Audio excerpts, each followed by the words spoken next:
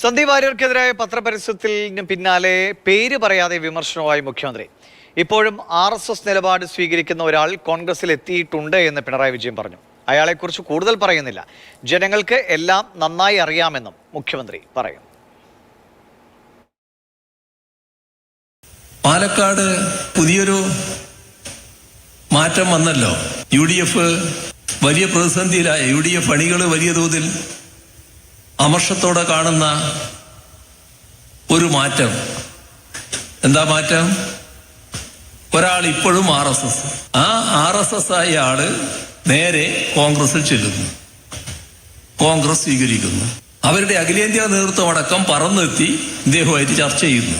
എല്ലാവരും കൂടി അദ്ദേഹത്തെ സ്വീകരിക്കുന്നു.